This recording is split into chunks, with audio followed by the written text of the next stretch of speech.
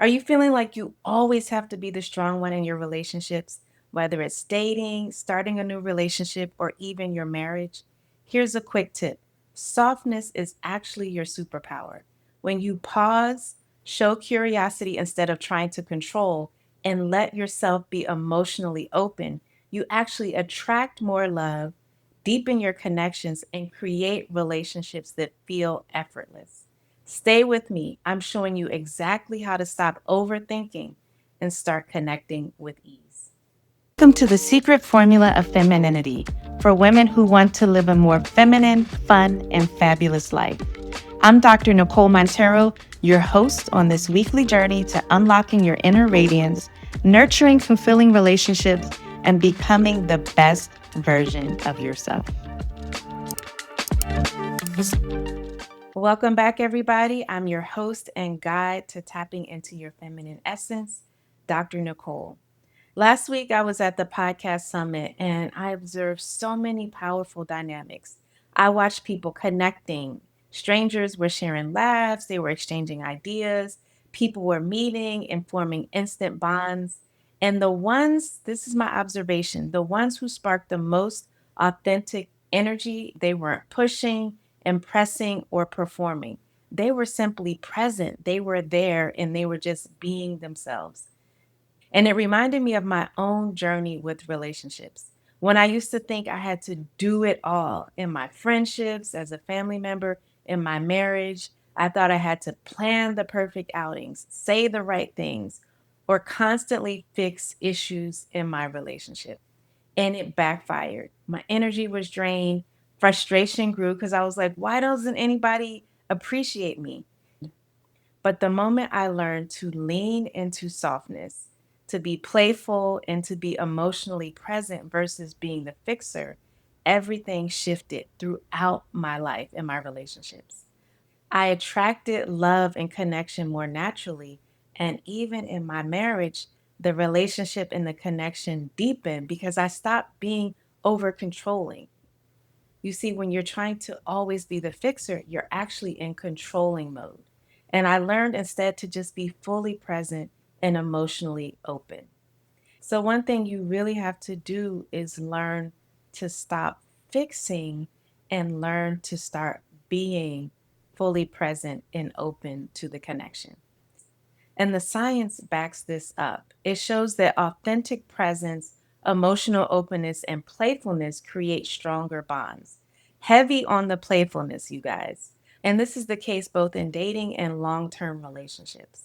Psychologists have noted in a wide range of studies that over controlling behaviors, overthinking, and trying too hard actually signal stress and anxiety, and that pushes people away. Think about yourself. If you think about when you're in the presence of people who just seem to be at ease with themselves, and you're in the presence of people who are expressing a lot of insecurities, feel like they're stressed out or overly anxious, it doesn't put you at ease. It actually puts you on high alert, and you kind of want to get away from that. So, that same dynamic can actually be taking place in your relationships.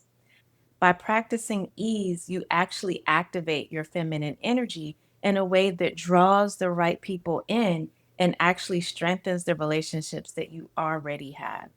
Softness isn't a weakness, it's actually a strategic way to enhance connections and intimacy. I've worked with so many high achieving women who are ultra cerebral, meaning they're always in their head, they're understanding how to get things done logically in a structured way, to overthink. They're in that zone and they know how to operate like that. But then when it's time to transition into having more ease in their connections, feeling more appreciated, and also feeling more desired, they're at a loss because they think it's the same skills that they've used academically or in the workplace or in other settings that are going to enhance their relationships. And it's actually the exact opposite. You ever notice that a woman who just sits back and looks relaxed, but not just looks relaxed as if she's playing a role, but she actually is relaxed? It's an energy that you can feel. Things tend to come to her. But it's those who are overly made up, overly polished, overly rehearsed that seem to be more tense. You see, your body language and how you feel inside, that inner balance emanates. It's something that you can't necessarily touch, but it's something that you and other people can feel. It's funny because I've heard so many women talk about how when they just run out the house, like with a messy bun or, sweat clothes or something, they just get approached by different men and also just people starting conversation versus when they're overly, made up and have everything together. It feels like they're a little less approachable. And there's something to that dynamic. And it's not that there's anything wrong with dressing up and looking great, and it's not that when you have on your sweat clothes and your messy bun, it's because your standards are lower. But usually, when you're in that state, you're not overthinking it. So you're just being you. And there's something about your inner essence that shines and that people can feel. And I know when I'm just out and about, like people just want to open doors for me. People want to ask if I need help or they start conversations. It's because there's a way that they feel that I am at ease and that makes them feel at ease. Now, there's a way to balance both because I get it, ladies. We want to go out, we want to look good. We don't always just want to feel like we're just running out, but it's about checking yourself and understanding your state of being, your state of your emotions, and your state of mind. And so, in your quest to go out looking good and looking polished, make sure you tap into that playful nature within yourself. Make sure that you are remaining open and curious and have a positive attitude. That's another thing that's affecting so many women. It's the social media atmosphere, it's the online atmosphere. So, a lot of times we take so much more of our reality from the online space versus the in real life or IRL space that we're living day to day. And when you go out, you will probably notice that people are a lot kinder than they seem to be online, at least strangers, or a lot kinder than what other people are reporting. You'll tend to see the negative interactions online, but in real life, there's a wider range of interactions, and most of them skew towards the positive. So make sure you are spending more time in your real life and that you check in with your energy going out. A smile goes a long way. Openness and a positive expectation goes a long way. Learning to turn your eye not to the person who's negative, but to the person who's positive. It's interesting because a few days ago, we went out for lunch. My kids wanted so badly to go to Olive Garden for lunch before school starts. And so we went and we had a not so good waitress. She actually displayed the opposite. She thought she was saying the right words, but her energy was so like harsh and short, even to the point that when she was sprinkling cheese on my daughter's soup, she told my daughter to lift the bowl up and bring it to her so she could put the cheese. And I'm like, we've never had that. You're the waitress, you're serving us. You are supposed to come and give it to us. But she said all the right things. She said, thank you. She said, are you okay? But she came, her energy was not matching her words. We felt tense. We didn't feel at ease. It was not an overall positive dining experience. However, I didn't let that spoil the whole day.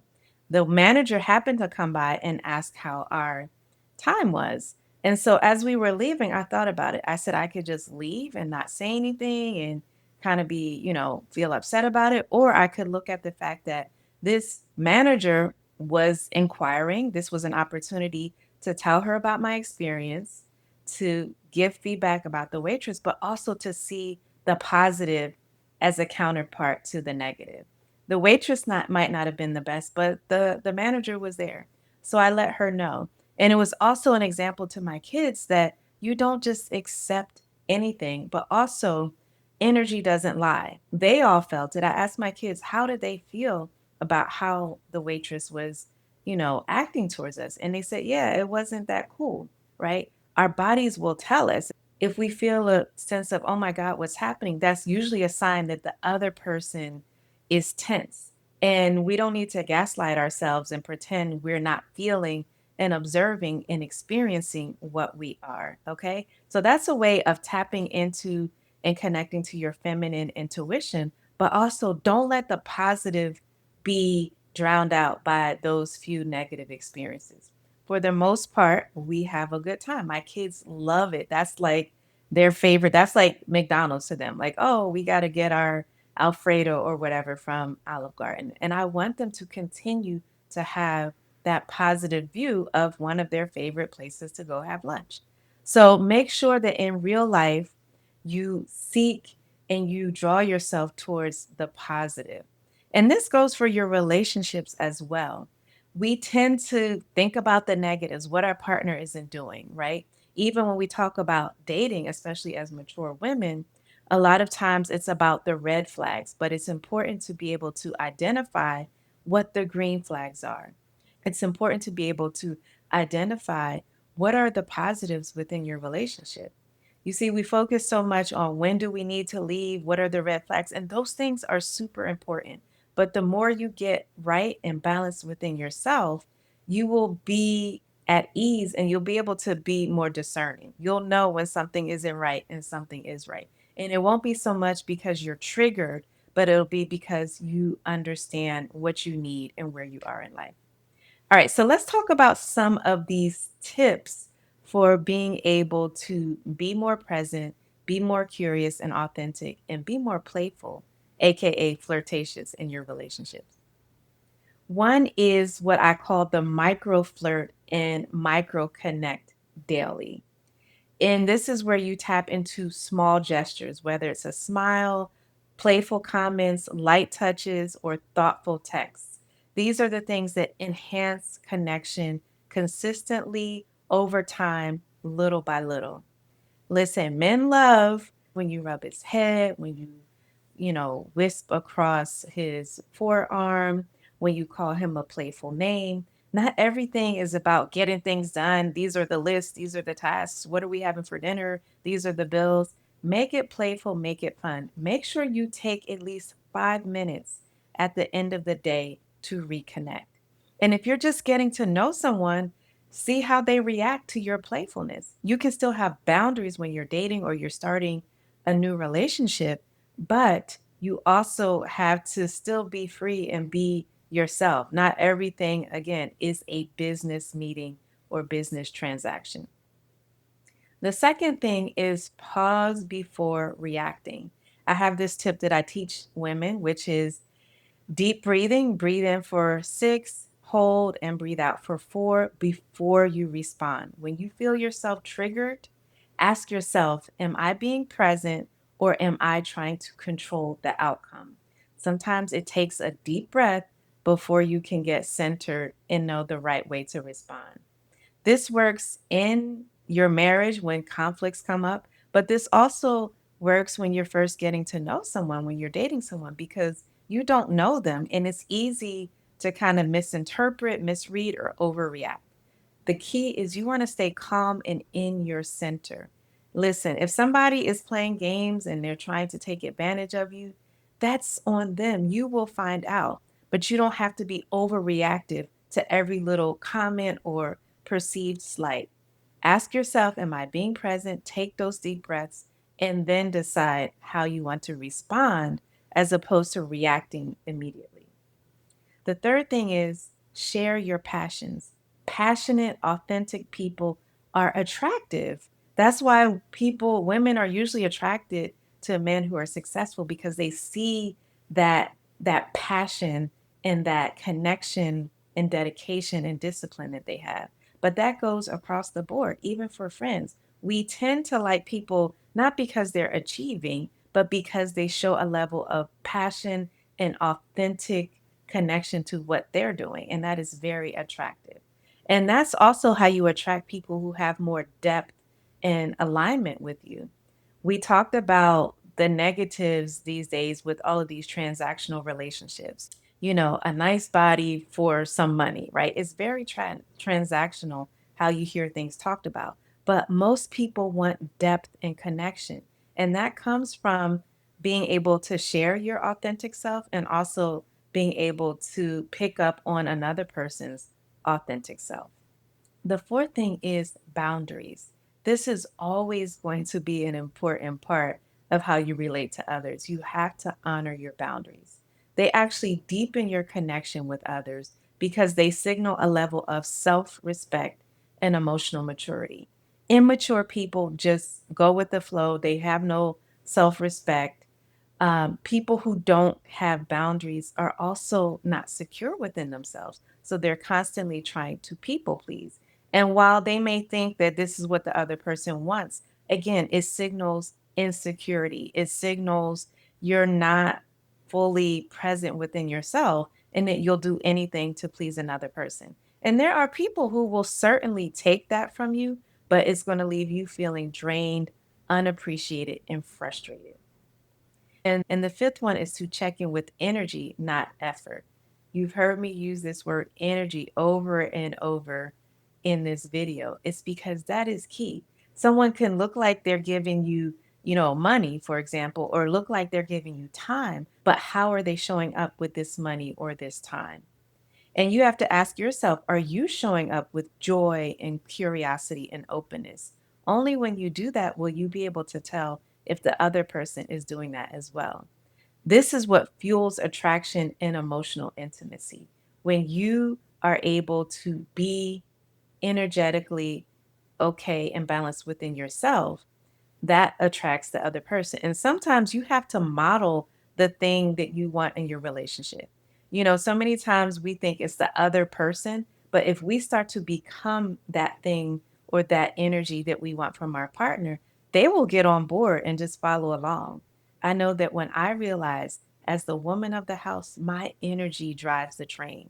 When I'm taking care of myself, when I am up, when I have boundaries, when I communicate, when I'm open and playful and good within myself, my husband follows suit, my kids follow suit. That in that way, the feminine energy drives the energy of the family and the household. It is very powerful, ladies. So, really checking in with your energy, not just a checklist of things that you say that you've done, and then also tuning into the other person's energy. This is particularly important in the early stages of a relationship because a lot of times that's when women have a checklist because they don't know the person, they're getting to know the person.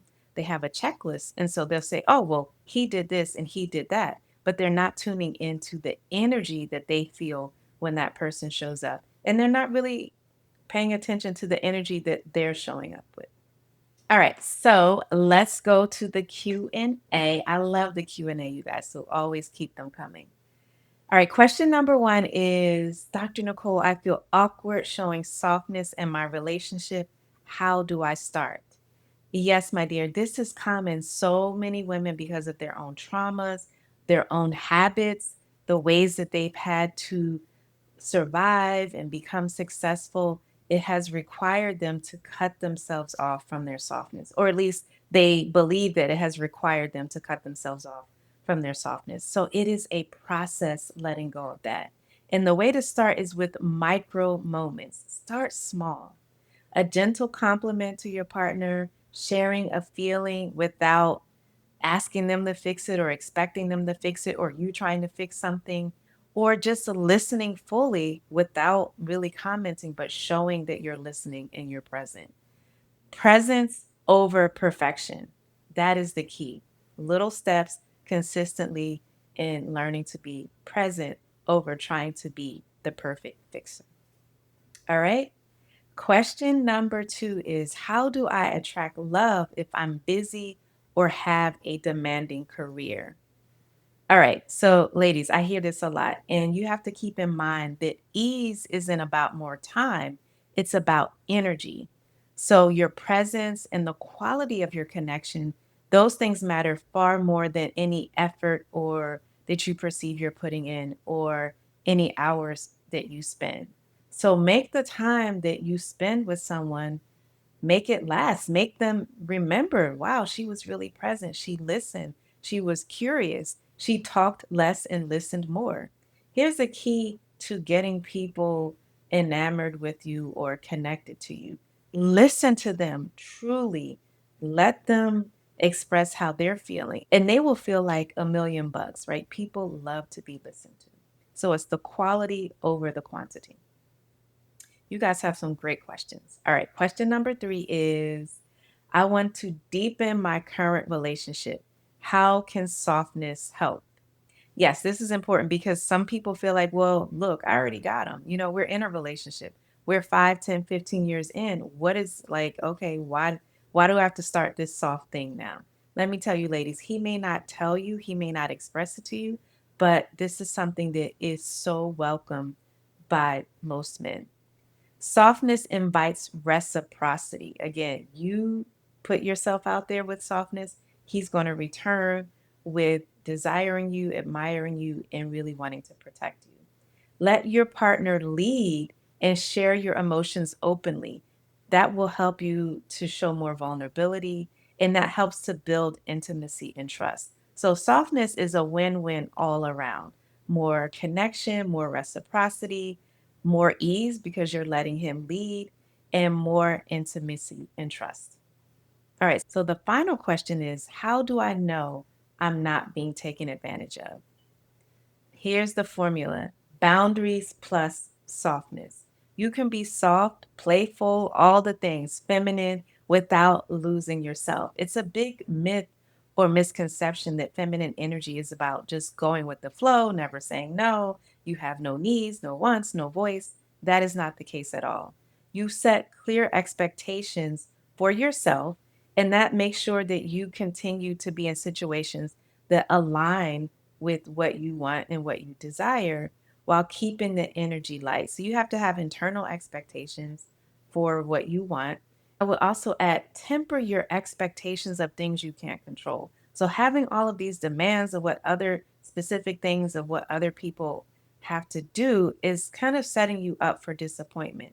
Understand your standards within yourself, what kind of energy you want to align with, what kind of basic values you have, and then keep it light and keep it playful. Things will reveal themselves, okay? You're not going to be taken advantage of if you start off with clear values within yourself and clear boundaries within yourself. An example of this is knowing what your standards and requirements are for intimacy. So you don't have to just be willy nilly and go with what somebody else wants. You need to understand within yourself what your physical, sexual, emotional, and other boundaries are. So that if you're in a situation that's unexpected, you're not just going with the flow, even though that wasn't what you wanted to do. Okay. So you need to have boundaries.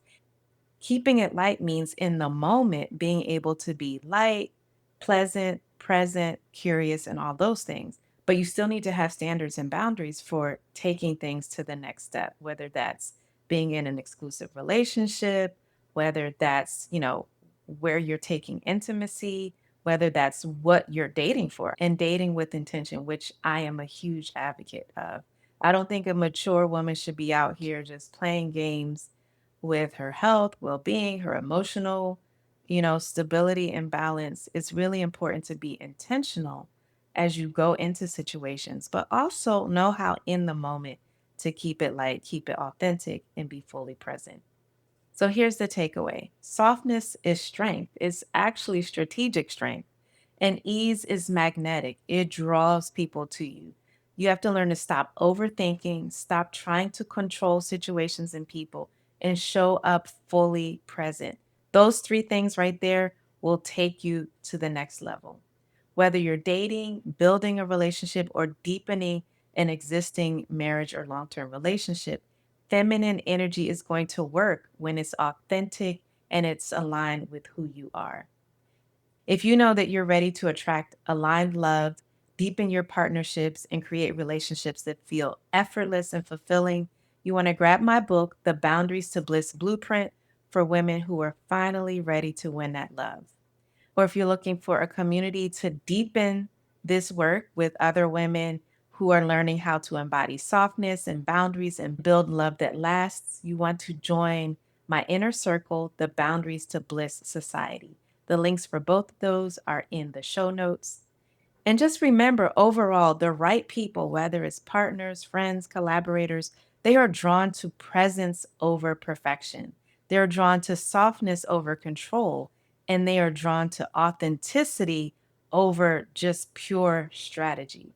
Start practicing today and watch your relationships flourish. If this episode spoke to you, make sure that you like it, you share it, or tag another woman who needs to hear this, and leaving us a review and making sure you subscribe on the audio platforms as well as on YouTube really helps so much. Thank you so much for joining this episode, and I will see you next time. I'm Dr. Nicole.